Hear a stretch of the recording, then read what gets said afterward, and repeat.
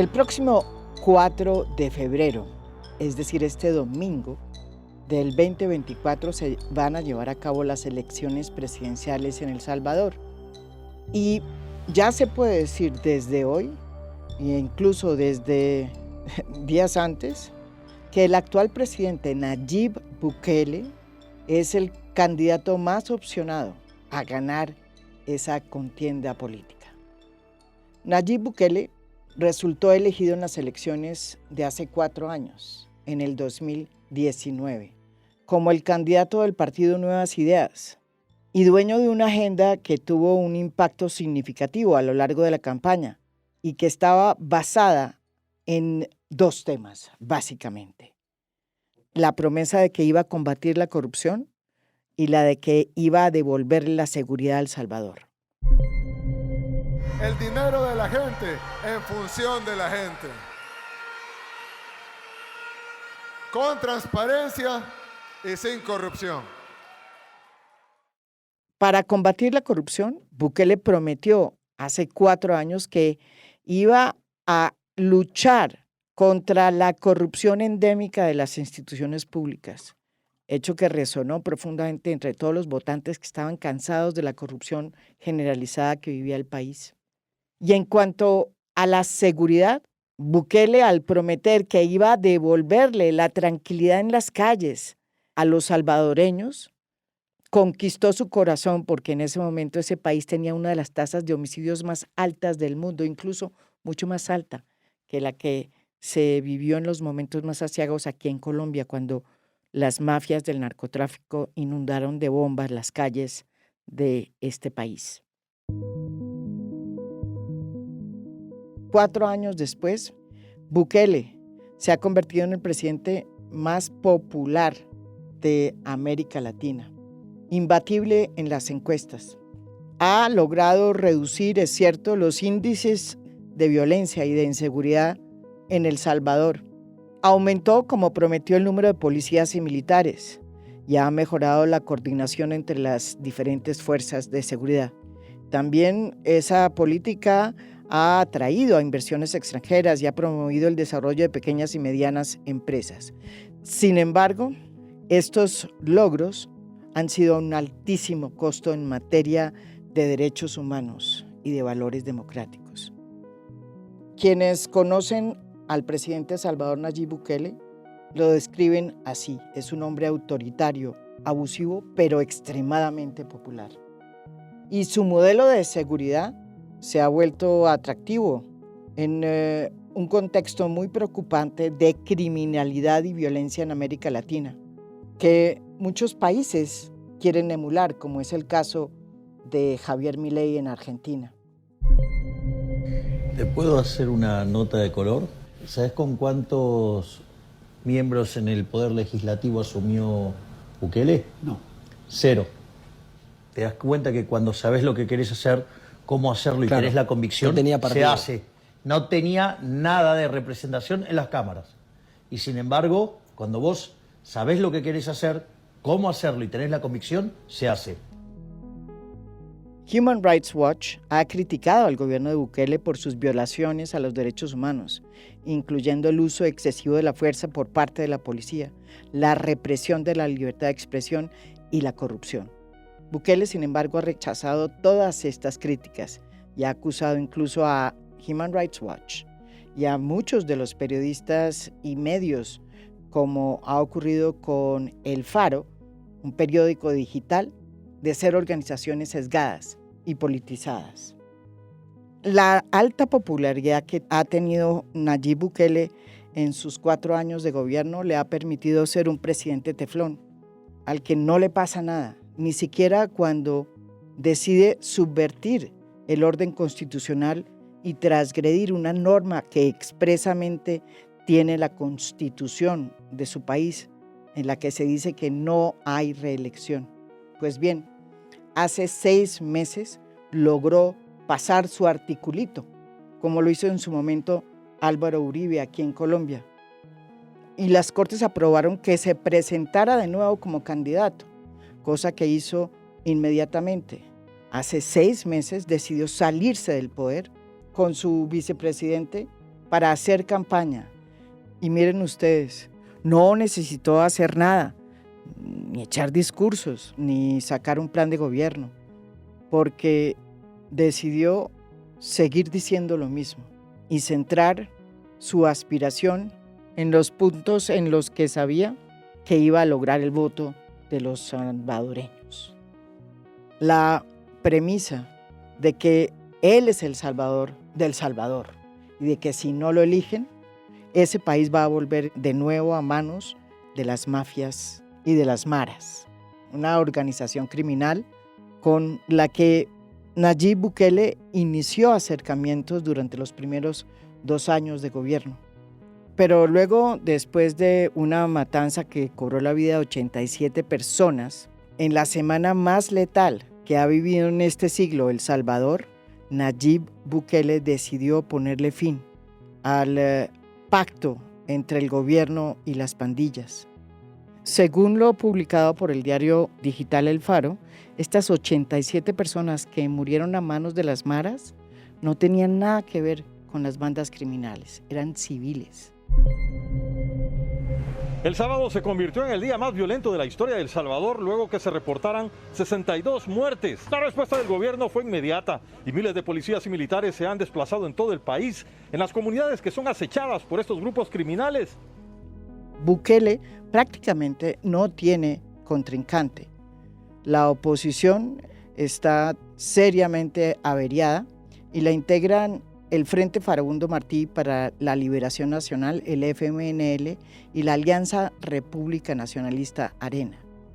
El FMNL es un partido de izquierda que gobernó El Salvador del 2009 al 2019 y que es derivado de los acuerdos de paz que se hicieron entre el gobierno de El Salvador y la guerrilla del FMNL. El partido Arena es un partido de derecha que gobernó El Salvador desde 1989 al 2009. Bukele pretende, si es reelegido, imponer un partido hegemónico, el suyo, nuevas ideas. Y es muy probable que continúe con sus políticas de mano dura y de dura retórica para los que se atreven a criticarlo. Pero sobre todo, está de por medio y en juego la frágil democracia salvadoreña, que va a ponerse a prueba este 4 de febrero. Está con nosotros el jefe de redacción del periódico digital salvadoreño El Faro, uno de los medios que más ha sido víctima de una política en contra de la prensa, sobre todo de la prensa independiente, que ha instaurado Nayib Bukele. Él, además, es un escritor y un gran cronista, autor de libros como Los migrantes, que no importan, y La historia de violencia, pero sobre todo de otro que recomiendo porque acabo de leer, Los muertos y el periodista. ¿Por qué es tan previsible lo que va a suceder el 4 de febrero, este próximo domingo, en El Salvador? Desde hace varias semanas, si no meses, ya se vaticina casi que seguro que quien va a resultar elegido este domingo es Nayib Bukele. A pesar de que la figura de la reelección inmediata no esté incluida dentro de la Constitución de El Salvador. ¿Cómo podemos saber ya el resultado si se trata de una contienda democrática? Mira, Bukele va a ser reelecto este 4 de febrero porque tiene un apoyo popular masivo. Esa es la razón por la cual en la práctica él se va a reelegir. Bukele es el presidente con mayores índices de popularidad en América Latina. Su aprobación sigue rondando el 80%. Bukele va a ser reelecto porque la oposición en El Salvador está completamente desprestigiada. Algunas de las encuestas más confiables de casa con trayectoria ubican a la oposición más cercana a Bukele con un 2.7% de la intención del voto. Bukele va a ser reelecto porque los partidos tradicionales, Arena, la derecha, y el FMLN, el exguerrilla, la izquierda, son partidos políticos que están en bancarrota, que tras saquear el país en las diferentes administraciones posteriores a los acuerdos de paz de 1992 han caído a la intrascendencia. Sí. Dicho esto, Bukele también va a ganar las elecciones porque decidió violar 6 artículos de la Constitución de la República que prohíben que alguien pueda competir de nuevo, inmediatamente en unas elecciones, y por primera vez desde 1932, cuando el general Maximiliano Hernández Martínez lo hizo en El Salvador, Nayib Bukele va a violar 6 artículos pétreos de la Carta Magna de El Salvador. Y finalmente Bukele se garantizó de que va a ser el presidente de la República porque modificó las reglas del juego antes de las elecciones. Bukele modificó la demarcación demográfica de El Salvador e hizo que en lugar de tener, por ejemplo, 262 municipios, tuviera solo 44, que en lugar de tener 82 diputados tuviera solo 60, y eso era un cálculo matemático de los resultados que su partido tuvo en las elecciones de 2021, y eso le garantiza tener básicamente no solo el Ejecutivo, sino prácticamente control municipal sobre todo el territorio nacional y tener no una mayoría, sino casi todos los diputados de la Asamblea Legislativa. Esa es la respuesta más general que te podría dar. Nosotros tuvimos también nuestro propio Bukele, que se llamó Álvaro Uribe Vélez. Él logró también reelegirse, a pesar de que en la Constitución también estaba prohibida la reelección inmediata. Álvaro Uribe, como Bukele, se convirtió en un presidente tremendamente popular y con teflón. Un teflón que le permitió transgredir muchas fronteras por el prurito de que el fin justificaba los medios y que si el fin era evitar que el país cayera en manos de las FARC y reducir los índices de inseguridad, no importaba lo que se hiciera ni cómo se hiciera. Cada país produce sus propios líderes y sus propios liderazgos, pero no es cierto, Oscar, que este tipo de liderazgos que son tan autoritarios, pero tan profundamente populares, tienen que ver con unas falencias que tienen las sociedades y que las traen como una carga y que de pronto estas personas y estos liderazgos las enarbolan y se vuelven realmente los salvadores para una cantidad de personas que se sienten totalmente abandonadas por el Estado. Mira, yo creo que hombres como Bukele o como Álvaro Uribe solo pueden llegar al poder en medio de sociedades plenamente desesperadas. Es decir, la sociedad salvadoreña había completado su ciclo de la posguerra.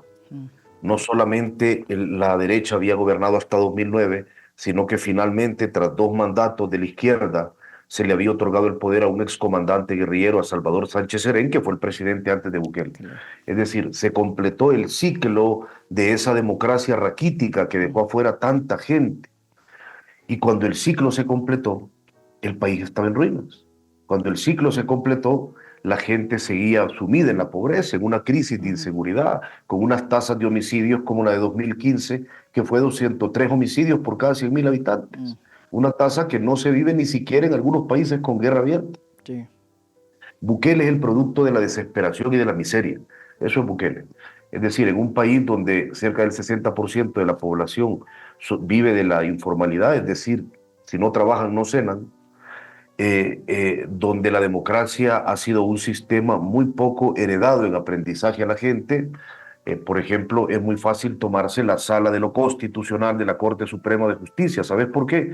Porque la gente no sabe qué carajo es eso, ni para qué sirve. Entonces, Bukele es la reacción de un país desesperado y de una campaña de marketing muy estratégica. Bukele entendió el momento político. Bukele venía de las empresas de publicidad de su familia y entendió que venderse como un redentor, como un hombre fuerte, como quien tenía las soluciones mágicas, inmediatas, momentáneas, era lo que la gente quería escuchar. La gente en ese momento ya no quería escuchar de procesos, la gente ya no quería escuchar de establecimientos y protocolos largos para que la democracia bajar a las zonas rurales donde nunca la habían visto. Querían algo y lo querían ya. Y Bukele lo ofreció. Ahora, todavía no ha logrado afectar la popularidad de Bukele las medidas que él mismo ha tomado. Pero voy a poner un ejemplo, y esto tarde o temprano va a acabar afectando la popularidad de Bukele. Es esa misma gente, la gente que sufría las pandillas antes de que Bukele inaugurara su régimen de excepción en marzo de 2022, la gente que ahora está componiendo la mayor población carcelaria del mundo como tasa en un país. El Salvador tiene cerca del 1.6% de la población encarcelada. Está demostrado que gran parte de esa gente son inocentes que fueron arrestados por cuota para sustentar el discurso presidencial. Esto está demostrado en los informes internacionales de organizaciones como Human Rights Watch. Es la misma gente que padecía las pandillas las que ahora padece la mano dura de Bukele, que ha hecho una política, un estado policial desde hace un año.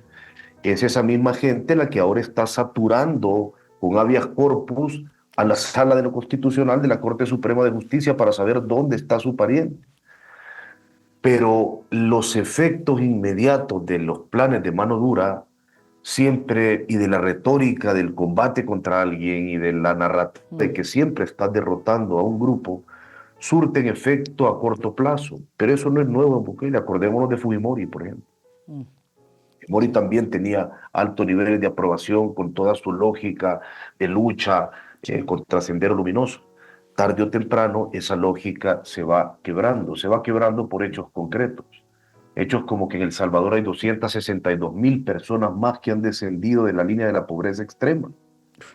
Hechos como que seamos el país que tenga el porcentaje carcelario más alto del mundo. Hechos como que Bukele sustentó esa reducción de homicidios en gran medida por sus pactos con esas organizaciones criminales.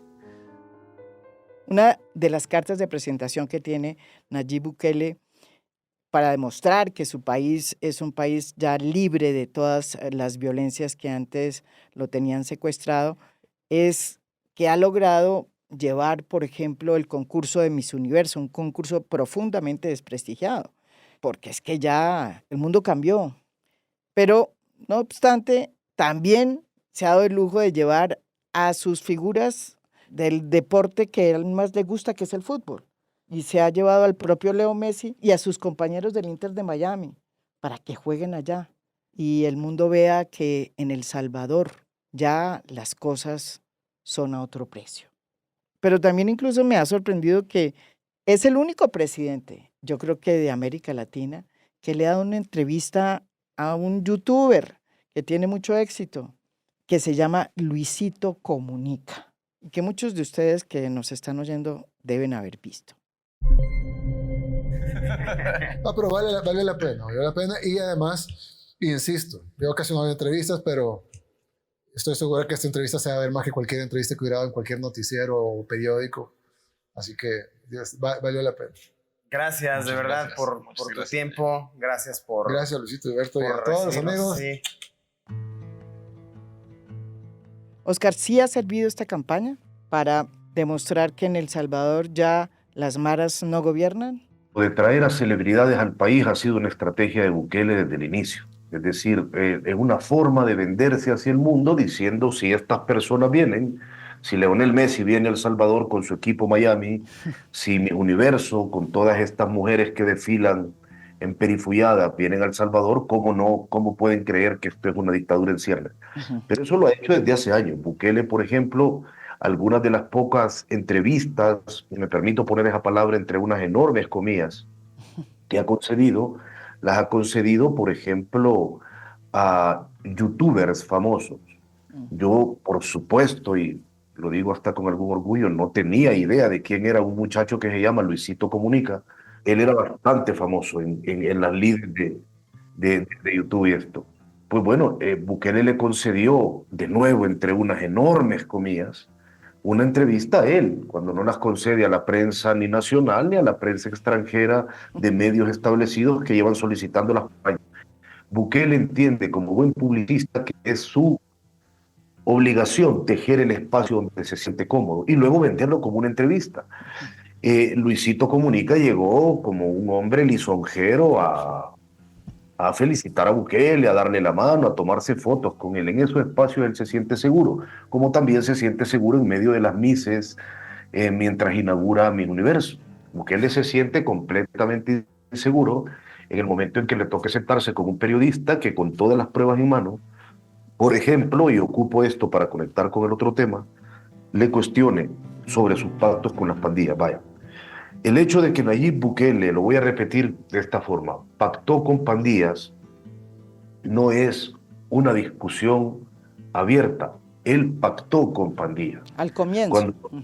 Al comienzo, desde que llegó al gobierno, es decir, durante más de 2 años de su gobierno, Bukele, desde que llegó en junio de 2019 hasta que en marzo se rompe la tregua, pactó con organizaciones criminales que están reconocidos incluso por Estados Unidos.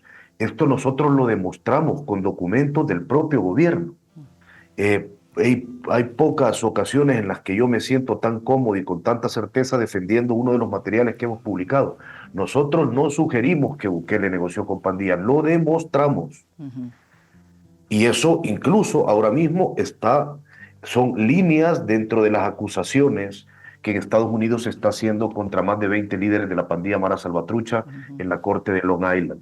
Eso, por ejemplo, ha sustentado las sanciones que Estados Unidos ha impuesto a los 2 funcionarios de Bukele que dirigieron las negociaciones con las pandillas. Pero bien, en marzo de 2022 esto se rompe. ¿Por qué se rompe? Porque la Mara Salvatrucha 13 asesina a 87 salvadoreños. ¿Por qué los asesina?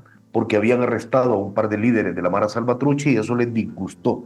Esos líderes iban hacia la frontera en un carro del Estado.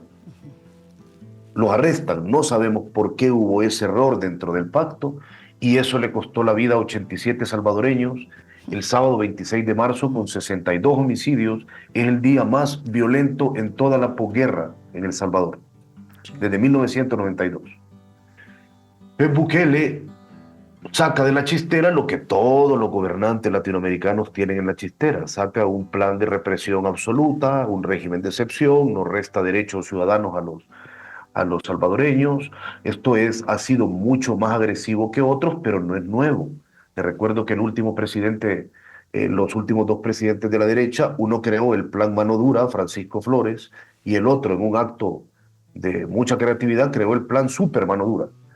Es decir, esto ya había ocurrido en El Salvador, siempre ha sido la herramienta, la carta que está bajo el brazo.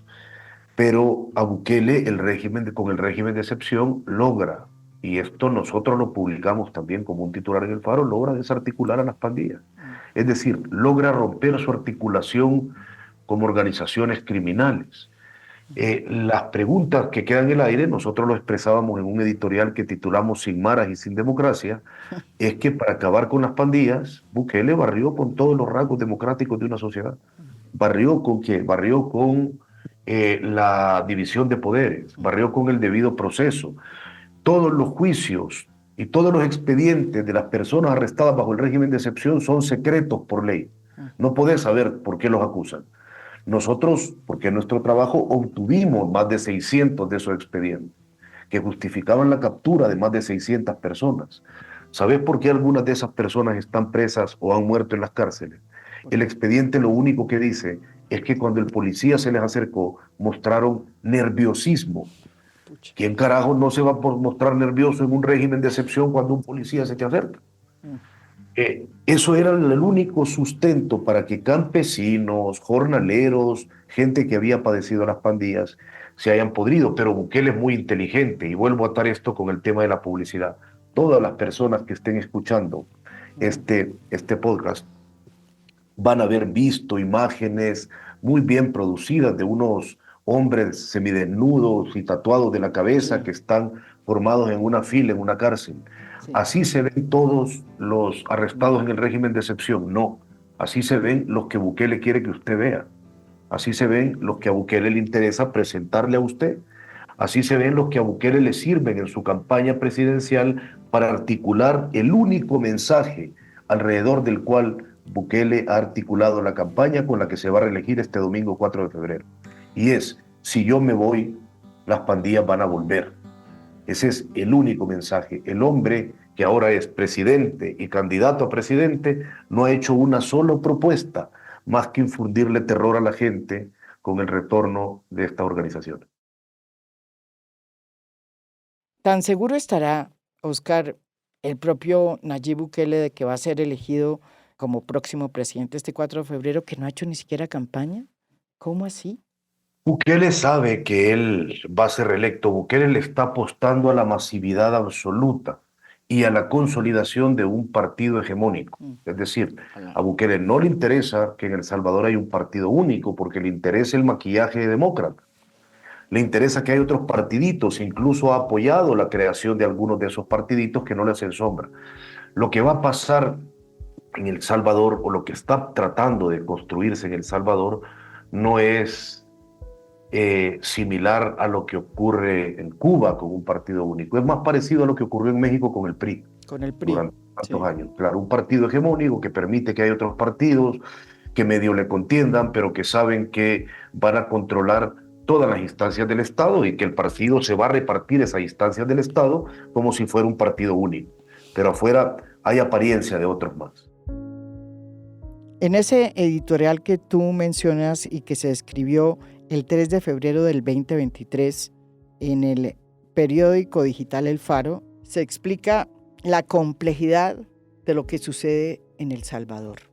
Porque por un lado, se debe aceptar que hay un desmantelamiento de varias de las bandas más poderosas que azotaron El Salvador y que hay evidencias, como bien lo dice el editorial, de que sus estructuras han sido seriamente debilitadas y que su presencia es ya mínima o nula en los territorios que controlaron durante décadas. Sin embargo, en ese editorial también afirman que el costo de este desmantelamiento en materia democrática ha sido excesivo y letal, porque el régimen de Bukele, y abro comillas, pasó del pacto con esas estructuras criminales a la represión cuando el pacto se rompió.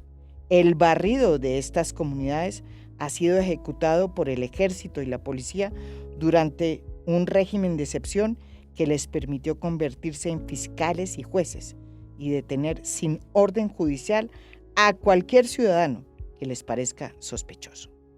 Las violaciones a los derechos humanos son masivas y miles de inocentes permanecen injustamente detenidos en prisiones hacinadas.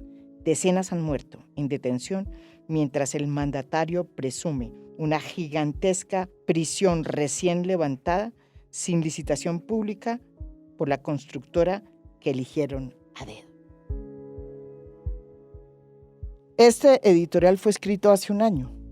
Hoy, ustedes en El Faro acaban de sacar hace una semana otra historia, otra investigación que revela cómo el gobierno conspiró con un líder pandillero para recapturar a otro a través de un cartel mexicano. Ustedes tuvieron incluso que salir de manera preventiva de El Salvador en un exilio preventivo y con tu hermano Carlos Martínez hacer la historia desde México. ¿Cómo es vivir hoy en El Salvador, sin maras y sin democracia? Mira, esta historia es más rocambolesca que eso. Voy a intentar hacer un resumen salvaje. El gobierno salvadoreño liberó, cuando todavía tenía un pacto con las pandillas, a Kruk. Kruk es un líder histórico de la Mara Salvatrucha, es alguien que tenía petición de extradición por los Estados Unidos, ya que lo consideran un narcoterrorista. Kruk fue liberado en noviembre de 2021. La única explicación lógica es había ocurrido un repunte de homicidios y el gobierno libera a este líder pandillero y quién sabe si a otros más para que controlaran las calles. Libera caras visibles para que las controlaran. Cuando Kruk fue liberado, él todavía debía 40 años de condena. Kruk nunca volvió, se esfumó porque veía que la tregua titubeaba quizás. En marzo de 2022 estalla el régimen de excepción y evidentemente Kruk no iba a volver. ¿Cuál era el problema? Que Kruk es la prueba viviente de que este gobierno negoció con las pandillas. Un hombre que estaba encarcelado en máxima seguridad, que debía 40 años y de repente está fuera en otro país. Nosotros publicamos audios de cuando un funcionario público, Carlos Marroquín, encargado del tejido social, una oficina, digamos, terciaria dentro del gobierno, pero quien condujo las negociaciones con las pandillas, reconoce un audio que él mismo sacó a Cruz de la cárcel y lo llevó a Guatemala. En los documentos del juicio de Nueva York que Estados Unidos está estableciendo contra todos estos líderes pandilleros, además aseguran los fiscales de Nueva York que el gobierno le proporcionó un arma de fuego a Cruz cuando lo liberó. Entonces el gobierno estaba desesperado por capturar a Cruz y en esa desesperación por capturarlo contactaron con varios criminales, con coyotes, es decir, traficantes de personas que tienen contactos con los cárteles mexicanos para poder pasar por su territorio. Y contactaron con un líder pandillero de la pandilla contraria de Cruz que les vendió esta idea. Les dijo que él sabía dónde estaba Cruz y que Cruz estaba trabajando con el cártel de Sinaloa y que él tenía la capacidad de negociar con el cártel Jalisco Nueva Generación, el cártel contrario, para que en una película de Netflix, si querés, secuestraran a Cruz, se lo quitaran al otro cártel y lo trajeran a El Salvador para que El Salvador tuviera de nuevo a este tipo. Y este tipo negocia todo esto por teléfono con el jefe de la división élite contra el crimen organizado de la policía. De Salvador. Del Salvador. Es decir, un hombre que arriba de él solo tiene al director de la policía, al ministro de seguridad y al presidente. Y este hombre le asegura, el jefe policial, que está hablando con el mandamás, con el patrón, con el hombre para pedirle solicitud. Nosotros nunca hemos dicho que el patrón, el mandamás del hombre era Bukele, pero tenía que ser, si era alguien en la jerarquía institucional de arriba de él, una de esas 3 personas que te he mencionado. Y llega a ofrecer 1.3 millones de dólares para pagarle al cártel y recuperar a Cruz. El problema es que ese pandillero después nos entregó todos esos audios, no solo a nosotros, también a las autoridades estadounidenses. Nunca negoció con ningún cártel, sino que simplemente estafó al gobierno de El Salvador y ahora está bajo la protección de Estados Unidos y seguramente lo veamos declarar muy pronto en los juicios o muy pronto dentro de años, en los juicios que se establezcan contra funcionarios públicos de este gobierno. ¿Cuál ha sido la respuesta o la reacción del gobierno de Nayib Bukele a las publicaciones y denuncias que ha hecho El Faro en este caso, en este escándalo? El gobierno de Bukele lo único que ha dicho es, Bukele puso una serie de tweets y en ella lo único que hace es volver a hablar de un señor que yo dudo que esté muy al tanto de la existencia de Bukele o que tenga Bukele en la mente día a día. Bukele asegura que todo esto es un ardid de los medios de comunicación controlados por George Soros y que en tanto eso a él le enorgullece, según puso en el tweet, que nosotros lo ataquemos, porque le preocuparía que nosotros estemos de su lado. O sea, Bukele, recuerden, es alguien que ha llamado basura a periodistas, es alguien que en un acto muy machista, además ha llamado jaina a colegas periodistas. La jaina es la mujer de un pandillero. Bukele es alguien que ha acusado al periódico digital El Faro, en el que yo trabajo, de lavado de dinero en una cadena nacional, utilizando recursos del Estado. Es alguien que ha impedido el acceso a las conferencias de prensa de Casa Presidencial con militares a periodistas del Faro. Es alguien que ha instalado un régimen que recientemente, y en un acto que no podemos interpretar, y la Asociación de Periodistas del Salvador no lo interpreta de otra forma, ha encarcelado durante meses al padre, que era un líder campesino de una colega periodista como es Carolina Maya. Es decir, Bukele quiere tanto a la prensa, o incluso menos de lo que la quería Trump. ¿Cuán difícil es hacer periodismo independiente hoy en El Salvador? Lo pregunto porque tu periódico El Faro ha sido víctima de una serie de nosotros llamamos allanamientos y de acusaciones. Una de ellas fue la de que El Faro estaba lavando dinero. Miren lo que dijo en su momento el presidente que se va a reelegir el próximo 4 de febrero del periódico digital El Faro. Y ustedes publican lo que les da la gana, y tuitean lo que les da la gana. ¿Y quién les dice algo? ¿Quién les ha cerrado su negocio, o los ha metido a la cárcel, o les ha hecho algo? Bueno, ojo, tienen una investigación de lavado de dinero, de evasión fiscal, y ni siquiera quieren entregar los documentos. Mira, sin entrar en especificidades, muchos periodistas salvadoreños, no solo periodistas del Faro, están recurriendo a esta figura. ¿Por qué razón? Porque no solo porque Bukele en algunos momentos, el bukelismo, es decir, sus diputados que funcionan por orden de él, han llegado a aprobar reformas como las reformas que en su momento hicieron al Código Penal, que establecían que cualquier persona que difundiera mensajes provenientes o supuestamente provenientes de las pandillas y que causaran zozobra en la población, literalmente eso decían las modificaciones, podía ir 15 años preso. ¿Qué es tomarle la foto a un placazo de las pandillas con los que marcan el control y publicarles, difundir un mensaje de pandilla? ¿Cómo se mide quién genera zozobra en la población? Bukele ha sido muy inteligente, no solo en reformar las leyes, sino en armar un Estado que está completamente a su servicio. Retiró al 33% de los jueces e impuso a los suyos con la lógica de que debían retirarse todos los jueces mayores de 60 años porque todos los jueces mayores de 60 años eran corruptos. Lo cual además era un absurdo, porque no podés establecer eso por un límite de edad. Sí. Entonces, el problema de manejar cierta información dentro de El Salvador es que existe la posibilidad de que Bukele ordene, como lo ha ordenado en decenas de ocasiones, en muchos casos a su fiscalía, que intervenga al periodista, que busque a las fuentes oficiales, que le quite su computadora, que lo enjuicien por cualquier juicio vinculado al régimen de excepción y le impongan reserva total a ese juicio.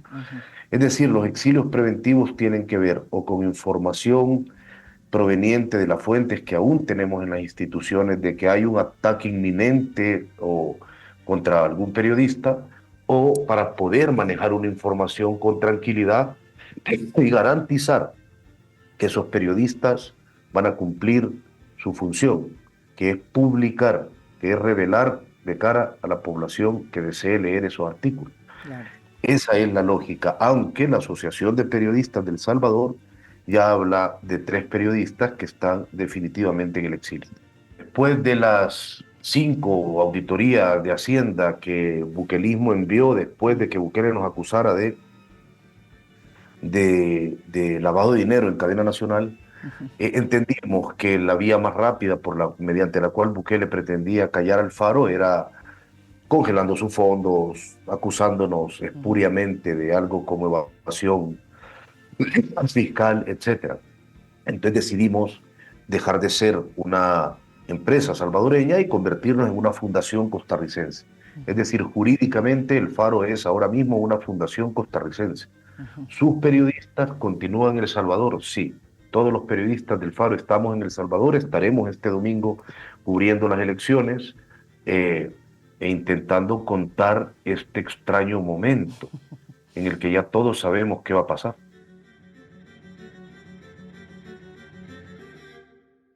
¿Y qué le va a pasar a El Salvador si Nayib Bukele resulta elegido o reelegido como nuevo presidente de El Salvador? Yo creo que una vez Bukele se reelija este domingo, El Salvador va a ser una dictadura, sin matices. ¿Y por qué digo esto? Bukele es alguien que ya controla los 3 poderes del Estado, es alguien que ya violó la Constitución convirtiéndose en candidato, es alguien que ya modificó el país a su antojo, es alguien, en El Salvador ya no existe más el balance de poderes, no existe el debido proceso, te encarcelan en el momento en el que quieran, cuando quieran, controlan a los jueces, se destruyó el sistema de acceso a la información pública, etc. El único rasgo democrático que a Bukele le quedaba aún era haber sido electo en 2019 en unas elecciones libres, democráticas y constitucionales. Bukele este 4 de febrero se va a despojar de ese rasgo y va a ser reelecto en unas elecciones inconstitucionales. Él mismo, en varias intervenciones previo a llegar al poder, reconoció que un presidente no podía, que la alternabilidad inmediata en El Salvador era una cláusula pétrea de la Constitución. Entonces, Bukele ahora mismo, aunque lo vote el 70% de la población, porque sí es cierto, las elecciones libres son un rasgo de la democracia, pero no son el único ni el más importante. El balance de poder es un rasgo importante de la democracia. El respeto a la Constitución es un rasgo importante de la democracia. El funcionamiento del Estado de Derecho es un rasgo importante de la democracia. El mantenimiento de los derechos civiles fundamentales que con el régimen no los tenemos es un rasgo importante de la democracia. Es decir, si consideramos que la democracia es echar un papelito en una urna cada 5 años, pues con esa definición de democracia sería muy difícil en contraposición definir dictadura. Bukele va a ser un dictador porque usurpó, se tomó, violando la Constitución y pasándose desinteresadamente por muchas de las leyes del Código Penal salvadoreño, modificó el Estado a su antojo. Otra cosa es que él tenga que usar esa posición de dictadura con violencia. Ahora mismo la gente lo adora, pero yo les garantizo y les pido que escuchen, creo que eso es una petición inviable, pero en unos años, en un par de años, cuando Bukele pierda la popularidad, y la va a perder, ese es el ciclo natural de la vida de los políticos, cuando los aplausos dejen de sonar, van a sonar las botas militares. Y esto así va a ocurrir. Yo estoy convencido de eso. Bukele ha reformado el Estado, bueno, ya lo hizo con el régimen de excepción. Es decir, Bukele no tiene, si no, no tendría ninguna razón estar modificando todos esos códigos, todas esas leyes del Código Penal. No tendría sentido estar aumentando en un país que no esté en guerra, porque no tiene sentido estarlo con nadie. Estar aumentando constantemente el presupuesto del ejército en detrimento de presupuestos como el de salud o educación. Estar, como él lo prometió, duplicando a la Fuerza Armada y a la Policía Nacional Civil. Es decir, Bukele entiende y sabe que en el futuro va a tener menos popularidad, que eso va a ocurrir tarde o temprano. Y en ese momento, cuando Bukele ya no se sienta el rey de los salvadoreños, entonces en ese momento es cuando se va a convertir en su tirano. Yo estoy convencido de eso, y Bukele creo que lo ha visto y está preparando todo un Estado para que eso ocurra. Ahora mismo hay algunos rivales, como por ejemplo la prensa independiente en algunos casos, no en todos, a las organizaciones civiles que están denunciando la tortura sistemática que el Estado ha impuesto en las cárceles del régimen. Bukele con un solo tuit logra anularlos. Es tan popular que no necesita en algunos casos ejercer todas las herramientas, utilizar todas las herramientas que están a su disposición para imponerse a la narrativa, a los descubrimientos, a los hallazgos de algunas organizaciones. Simplemente necesita poner un tuit. ¿Qué va a hacer Bukele cuando un tuit no sea suficiente? ¿Qué va a hacer Bukele cuando una cadena nacional no sea suficiente? ¿Qué va a hacer Bukele cuando encarcelar al 1.6% de la población salvadoreña no sea suficiente? Bukele se va a convertir tarde o temprano en lo que se convierten todos los tiranos, en tiranos.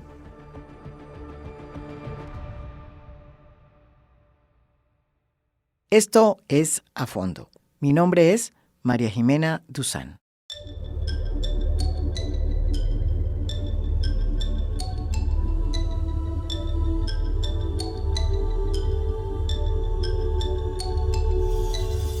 A Fondo es un podcast producido por Mafialand. Producción general, Lucy Moreno. Postproducción de audio, Daniel Chávez. Música original del maestro Óscar Acevedo. Nos pueden escuchar también en mi canal de YouTube. Gracias por escuchar. Soy María Jimena Duzán.